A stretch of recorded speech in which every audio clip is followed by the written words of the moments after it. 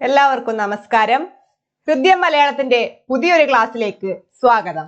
എങ്ങനെയുണ്ട് പഠനം? നമ്മള് പഠിക്കാൻ തുടങ്ങി കുറച്ചു നാളായി. നമ്മൾ ആ ലക്ഷ്യത്തിലേക്ക് എത്തും നമുക്ക് ഉറപ്പില്ലേ? അതിന് നിങ്ങളെ സഹായിക്കാൻ നമ്മളുണ്ട്. നമ്മുടെ ക്ലാസ് വളരെ കൃത്യമായി തന്നെ കാണുക. ആവശ്യമുള്ളവർ നോട്ട് എഴുതി വെക്കുക. നമ്മുടെ ചോദ്യങ്ങളൊക്കെ നമ്മുടെ വാട്സപ്പ് ഗ്രൂപ്പിൽ നൽകുന്ന ചോദ്യങ്ങളൊക്കെ വളരെ എളുപ്പത്തിൽ തന്നെ പഠിച്ചെടുക്കുക. നമ്മളെ ഫോളോ ചെയ്ത് നമ്മുടെ കൂടെ തന്നെ വരാൻ ശ്രമിക്കുക.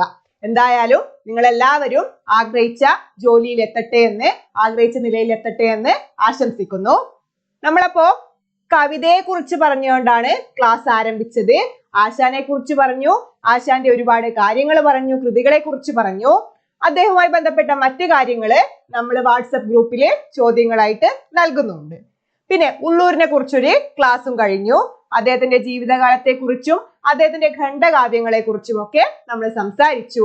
ഇനി അദ്ദേഹത്തെ കുറിച്ചുള്ള ബാക്കി പ്രധാന കാര്യങ്ങളാണ് ഇന്നത്തെ ക്ലാസ്സിൽ നമ്മൾ ഡിസ്കസ് ചെയ്യാൻ പോകുന്നത്.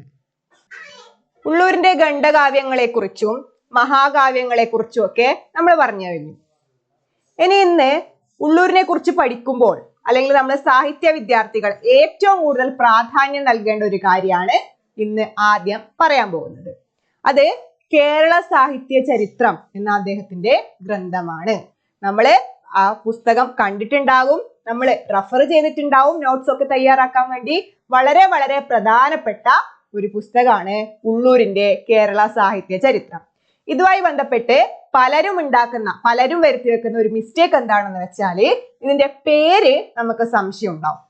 കേരള സാഹിത്യ ചരിത്രം എന്നതിന് പകരം നമ്മൾ പലയിടത്തും മലയാള സാഹിത്യ ചരിത്രം എന്നൊക്കെ കൊണ്ടുപോയി എഴുതും. അപ്പൊ ശ്രദ്ധിക്കുക, കേരള സാഹിത്യ ചരിത്രം ഉള്ളൂര്, കേരള സാഹിത്യ ചരിത്രം ഉള്ളൂര് ഇപ്പൊ തന്നെ പഠിച്ചു വെക്കുക. 7 വാല്യങ്ങളിലായി എഴുതപ്പെട്ടിട്ടുള്ള ഈ പുസ്തകം കേരള സർവകലാശാല 1950 5 ഭാഗങ്ങളായിട്ടാണ് പ്രസിദ്ധീകരിച്ചിട്ടുള്ളത്. വർഷം ശ്രദ്ധിക്കുക, കേരള സർവകലാശാല എന്നതും ശ്രദ്ധിക്കുക. 64 അധ്യായങ്ങളാണ് ഈ കേരള സാഹിത്യ ചരിത്രത്തിന് ഉള്ളത്, അതും ശ്രദ്ധിക്കുക. കേരള സാഹിത്യ ചരിത്രം 64 അധ്യായങ്ങൾ 1950 കേരള സർവകലാശാല. ശ്രദ്ധിക്കുക, ഇപ്പൊ തന്നെ പഠിച്ചു വെക്കുക. ഇനി അടുത്തത് ഉള്ളൂരിന്റെ റിയലിസ്റ്റിക് കവിതയാണ് റിക്ഷ എന്നത്. അധികം സ്ഥലങ്ങളിൽ നിങ്ങൾ ഇത് കാണാൻ സാധ്യതയില്ല. ഇപ്പൊ തന്നെ ശ്രദ്ധിക്കുക, റിയലിസ്റ്റിക് കവിത റിക്ഷ. ഇനി ഉള്ളൂരിന്റെ പച്ചമലയാള കൃതിയാണ് ഒരു നേർച്ച. അദ്ദേഹം രചിച്ച നാടകമാണ് അമ്പ. നാടകം അമ്പ, പച്ചമലയാള കൃതി ഒരു നേർച്ച. ഇത് മാറിപ്പോകരുത്.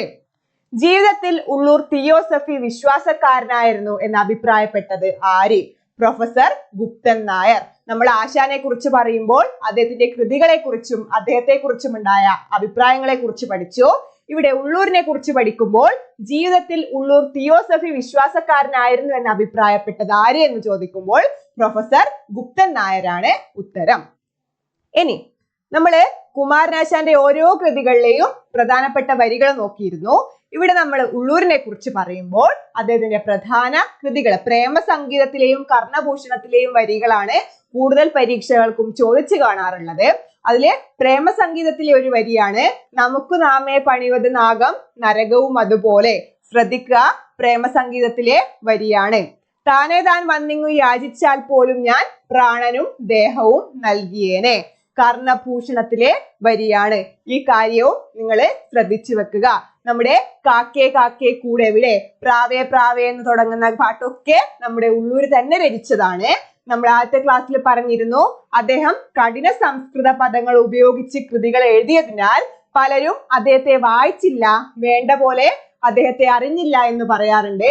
പക്ഷെ എങ്കിലും കൂടി നമ്മൾ ശ്രദ്ധിക്കേണ്ടത് ഒരു ഭാഗത്ത് കഠിനമായ വളരെ ആഴമുള്ള കാര്യങ്ങൾ പറയുമ്പോഴും മറുവശത്ത് വളരെ ലളിതമായ കുട്ടികൾക്കുള്ള കൃതി പോലും ഉള്ളൂര് എഴുതിയിട്ടുണ്ട്. അപ്പോ അദ്ദേഹം ഒരു കവി എന്ന നിലയിൽ മാത്രമല്ല ഒരു നാടകകൃത്തായും അതിനേക്കാൾ ഉപരി ഒരു സാഹിത്യ ചരിത്രം മലയാളത്തിന് സംഭാവന ചെയ്തു എന്നതാണ് ഉള്ളൂരിനെ കുറിച്ച് പറയുമ്പോൾ ഏറ്റവും പ്രധാനമായിട്ട് എടുത്തു പറയേണ്ടത്. കേരള സാഹിത്യ ചരിത്രം എന്ന കൃതി നിങ്ങൾ നിർബന്ധമായിട്ടും മനസ്സിലാക്കി വെക്കുക, പഠിച്ചു വെക്കുക. ഉള്ളൂരിനെ കുറിച്ച് പറയുമ്പോൾ നമ്മൾ എടുത്തു പറയേണ്ട മറ്റൊരു കൃതിയാണ് ചിത്രശാല. നമ്മൾ അതിനെ കുറിച്ച് നേരത്തെ പറഞ്ഞിരുന്നു. മിസ് കാതറിൻ മേയോയുടെ വിമർശനത്തിനെതിരെ അദ്ദേഹം രചിച്ച ഒരു കൃതിയായിരുന്നു ചിത്രശാല. ഇങ്ങനെ ഉള്ളൂരിനെ കുറിച്ച് പറയുമ്പോൾ ചരിത്രത്തിലേക്ക് നോക്കിയാലും നമ്മൾ സാഹിത്യത്തിലേക്ക് നോക്കിയാലും അദ്ദേഹത്തിൻ്റെത് എന്ന് പറയാൻ ഒരുപാട് സംഭാവനകൾ ഉണ്ട്. അപ്പോ സാഹിത്യത്തെ മാത്രമല്ല സാഹിത്യ ചരിത്രത്തെയും മറ്റു കാര്യങ്ങളെയും ഒക്കെ സ്പർശിച്ച ഒരു വ്യക്തിത്വമായിരുന്നു ഉള്ളൂരിൻ്റെത്. അദ്ദേഹത്തിന്റെ സംഭാവനകളെ കുറിച്ച് പഠിക്കുമ്പോൾ നമ്മൾ ആ ഒരു ലെവലിലേക്ക് വേണം ചിന്തിക്കാൻ, ആ ഒരു ലെവലിൽ വേണം പഠിക്കാൻ. അപ്പോ കുമാരനാശാന് കൊടുത്ത അതേ പ്രാധാന്യം ഉള്ളൂരിനും കൊടുക്കുക. ഇതിൽ ഏറ്റവും കൂടുതൽ ചോദിച്ചിട്ടുള്ളത് പ്രേമസംഗീതത്തിലെയും കർണഭൂഷണത്തിലെയും വരികളാണ്. അതും നിങ്ങൾ ഓർത്ത് വെക്കുക. ഈ രണ്ട് കൃതികളും പറ്റുമെങ്കിൽ വായിച്ചു നോക്കുക. കർണഭൂഷണത്തിൽ കർണനെ കുറിച്ചും കർണന്റെ ദാനശീലത്തെ കുറിച്ചും ഒക്കെയാണ് പറയുന്നത്. പ്രേമസംഗീതം വളരെ മനോഹരമായി സ്നേഹത്തെക്കുറിച്ചും അതിന്റെ പ്രാധാന്യത്തെക്കുറിച്ചും പറയുന്ന കൃതിയാണ്. ഈ കാര്യങ്ങളൊക്കെ പഠിക്കുക. ബാക്കി പ്രധാന കാര്യങ്ങൾ ചോദ്യരൂപത്തിൽ വാട്സപ്പ് ഗ്രൂപ്പിൽ അയക്കുന്നതായിരിക്കും. എല്ലാവരും നമ്മുടെ ചാനൽ ലൈക്ക് ചെയ്യുക, ഷെയർ ചെയ്യുക, സബ്സ്ക്രൈബ് ചെയ്യുക. നിങ്ങളുടെ വിലയേറിയ നിർദ്ദേശങ്ങൾ അറിയിക്കുക. എല്ലാവരും പഠിക്കുക. All the best. നന്ദി, നമസ്കാരം.